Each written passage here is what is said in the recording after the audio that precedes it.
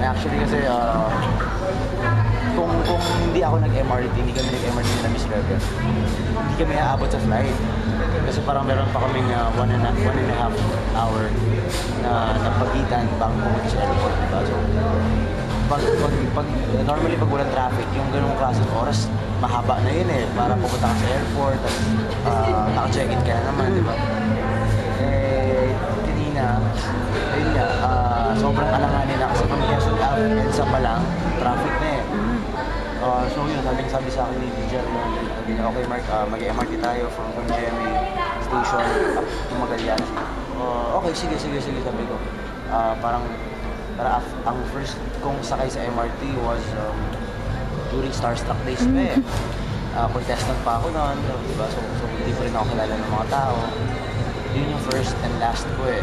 And then ito, kanina lang talaga yung parang pangalawang sakay ko sa MRT. Tapos sobrang pagmamadali namin. So ako, sumusunod na ako sa kanila. Sumakay kami dun sa isang part ng MRT.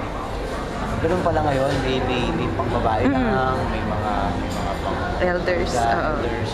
Tapos may mga pag-separate pala yung lalaki, babae, ganun. So hindi ko alam. So dun na kami sumakay kasi magmamadali na kami. So hassle na rin kapag, alam mo yun, humiwalay pa ako. So doon kami sumakay sa area ng mga babae. Tapos may guard na, bawal yan. Nakiusap na lang kami. Sir, sabi ko, magmamadali na rin kami kasi ganun, baka maikot kami ng aeroplano. So yun, nakakilala naman yung guard. Ay, sige po sir, pasensya na po. Hindi, sabi ko sir, pasensya na po. Kailangan na po talaga namin magmadali. Okay naman, it was fun.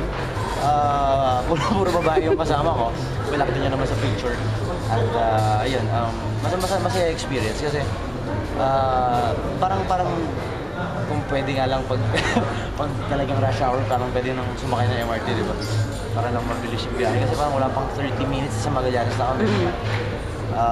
Masaya naman, yung mga tao naman, hindi naman sila nasa bad mood na parang, ano ba yan? Sumakayan dito, hindi naman yun. Happy naman sila na sumakay ako.